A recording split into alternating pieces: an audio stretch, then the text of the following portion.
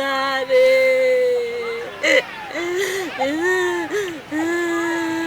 নিহত হেলেনার মা বোন স্বজনদের আহাজারিতে ভারী পরিবেশ।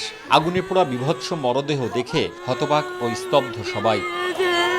স্বজনরা জানান, বছর দুয়েক আগে নিহত হেলেনা আগের পক্ষের ছেলেকে নিয়ে স্থানীয় রয়েলের সঙ্গে দ্বিতীয় বিবাহ বন্ধনে আবদ্ধ হন। এরপর থেকে তিনি নামভদ্রায় একটি ভাড়া বাসায় থাকতেন। মাঝে মধ্যে রয়েলের প্রথম স্ত্রী তালাক দেওয়ার জন্য হেলেনাকে চাপ সৃষ্টি করত। সম্প্রতি স্বামীর সঙ্গে তাদের পারিবারিক কলহ বাধে। হেলেনার পরিবারের দাবি, এটি পরিকল্পিত হত্যাকাণ্ড। তারা এই ঘটনার সুষ্ঠু তদন্ত ও বিচার চান। দুই ভাইকে দিয়ে ঠাইসে ধরাইয়ে তালাক লাও। আমার বোন কিভাবে মরল আর কিভাবে কি হলো এর বিচার আপনারাই করেন। স্থানীয়রা জানান, শনিবার সকালে তারা হেলেনার দরজা খোলা দেখতে পেয়ে ঘরে প্রবেশ করেন। এ সময় তারা আগুনে পোড়া মরদেহ দেখতে পেয়ে পুলিশকে খবর দেন। উনি মেঝেতে পোড়া আছে, মনে হয়েছে যে আপনার কোলবালিশ নিয়ে শুয়ে আছে আর কি। মাথা ধরেন আপনার চুল টুল নাই, আর মুখ ধরেন পুরা।